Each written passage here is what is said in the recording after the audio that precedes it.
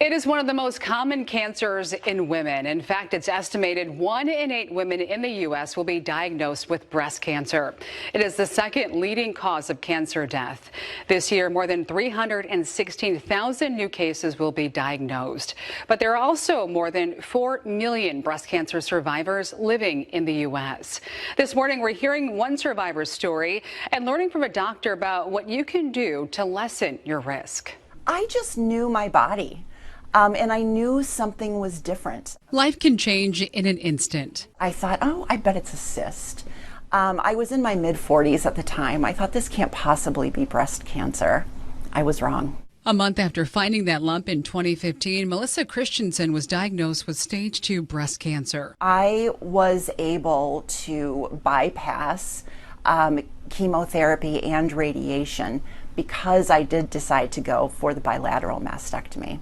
Not all women are that lucky. It really is the luck of the draw. It depends on when you find it. It's why early detection and intervention is so critical, says Dr. Margaret Brown with Priority Health. Really, the recommendation is women who are 40 and older are getting mammograms every year. It's that plus the regular monthly self-breast exams that are really critical. During those self-exams, here's what to keep an eye out for. So if you're finding that your nipple is inverted, if you're finding that there's a certain amount of discharge that's being unexpected from the nipple, if there's discoloration, if you're finding that there's sensitivity or some dimpling, or that you're finding that your pores are larger than anticipated. Dr. Brown says there are some risk factors like our genes that are beyond our control, but there are others that we can change. Looking at what we're consuming in our diet, what our physical activity looks like, if we are consuming large amounts of alcohol quantities, and very frequently that can change if we're using substances, so smoking or vaping.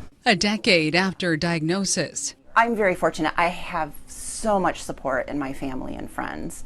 We got through it by staying connected. Melissa is celebrating 10 years of being cancer-free and doing her best to advocate for others. When you're newly diagnosed, even when you're not newly diagnosed, but if you're going through breast cancer, if you are a survivor, talk to your doctor, ask questions, just advocate for yourself. That's what we have to do. For the third year in a row, Melissa was just in New York last month for Fashion Week. She was attending a show there to raise awareness where all the models are actually breast cancer patients.